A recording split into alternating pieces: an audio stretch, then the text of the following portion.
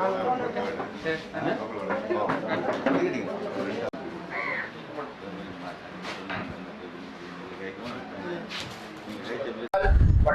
வாழ்கின்ற குடும்பங்கள், மீனவ குடும்பங்கள் அல்லது மீனவ அல்லாதவர்களுக்கு செய்கின்ற பல்வேறான உதவிகளை நாங்கள் கண்கூடாக பார்த்து வருகின்றோம். எனவே அந்த வகையிலே இந்தியா எங்களுக்கு முதலாவதாக நிற்கின்றது. அனைத்து குறிப்பாக உதவியாக இருக்கட்டும், அனர்த்தங்களின் போது அவர்கள் வாழ்வாதார திட்டங்கள், உட்கட்டுமான வசதிகளை ஏற்படுத்துவதில் அவர்கள் காட்டுகின்ற அக்கறையும் அவர்கள் காட்டுகின்ற விஷயங்களும் உண்மையிலே பார்க்க வேண்டியது. குறிப்பாக இந்த வடமாகாண மக்கள் அந்த இந்தியாவின் அனுசரணையும் அந்த தொகுப்பொழி உறவு என்று சொல்லக்கூடிய அந்த உறவினையும் இன்று பாராட்டியிருக்கிறார்கள். இருந்த போதிலும் சில கசப்பான சம்பவங்களும் இந்த வடபகுதியில் இது இன்று பேசக்கூடிய விடயங்கள். இந்த வேளையிலே நாங்கள் வந்தவர்களை வரவேற்க வேண்டும். அவர்கள் இந்த தருகின்ற உதவி சிறியதாக இருந்தாலும் அந்த உதவியை பெரும் எங்களது மீனவர்களை பொறுத்தவரையிலே இன்றைய காலகட்டத்தில் இந்த 2600க்கும் மேற்பட்ட மீனவ குடும்பங்கள் இருக்கின்றன. இருந்த போதிலும் அவர்கள் தரக்கூடிய பெருமதியான உணவு பொருட்களாக இருந்தாலும் அது ஒரு குறிப்பிட்ட பேருக்கு கிடைக்கக்கூடியதாக இருப்பதால் அது மேலும் இன்னும் மிச்சம் விடுபட்டவர்களுக்கு அல்லது இன்னும் மேலதிகமான ஏனைய தேவை, குறிப்பாக மீன்பிடி வலைகளாக இருக்கட்டும் அல்லது படகுகளாக இருக்கட்டும் போன்ற பல திட்டங்கள் இந்திய அரசு எங்களுக்கு வழங்க வேண்டும். அதை நாங்கள் எதிர்பார்க்கின்றோம். நிச்சயமாக மனதிலும் அவ்வாறான பாரிய திட்டங்கள் இந்த வடபகுதிக்கு வழங்க வேண்டும் என்ற சிந்தனை இருக்கிறதை நாங்கள் அறிவோம். இருந்த போதிலும் மீனவ தலைவர் என்ற முறையிலே இந்த விடயத்தை நாங்கள் அவர்கள் சுட்டிக்காட்ட வேண்டும். ஒரு முறை வருகை தந்த முறை அவர்களுக்கு துணைத்தலைவர்களுக்கும் அதே போல அவருடைய பிரதிநிதிகள் அவர்களுடைய திணைக்களம் சார்ந்தவர்கள் உங்கள் அனைவருக்கும் மீண்டும் நன்றி சொல்லி அதில் வாங்க.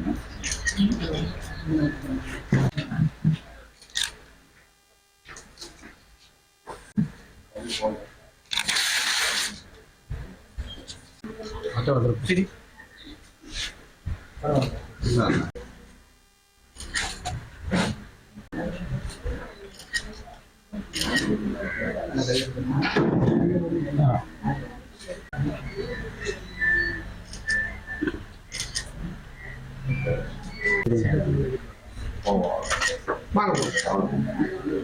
சின்ன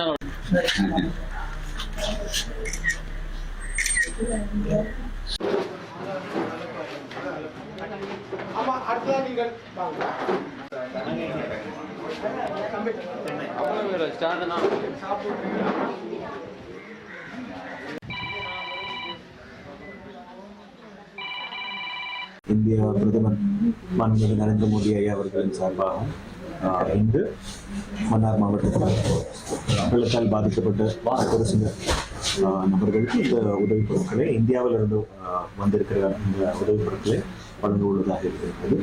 உங்களுக்கு தெரியும், சைக்ளோன் தித்வா, அதாவது தித்வா புயல் வந்ததற்கு பிறகு இலங்கை நாட்டிலே பல்வேறு பிரதேசங்கள், மாநிலங்கள் பாதிக்கப்பட்டிருக்கின்ற பிரதேசங்களுக்கான அந்த மக்களுக்கான உதவிகளை 28 நவம்பர் அன்று ஆரம்பிக்கப்பட்ட இந்த ஆபரேஷன் சாகர் பந்து என்ற நடவடிக்கையின் ஊடாக இந்திய மக்களின் சார்பாக பல்வேறு உதவிகள் இதுவரைக்கும் 1200 டன்னுக்கும் மேலதிகமாக உணவுப் பொருட்கள், உதவிப் பொருட்கள் இலங்கைக்கு வந்திருக்கின்றது.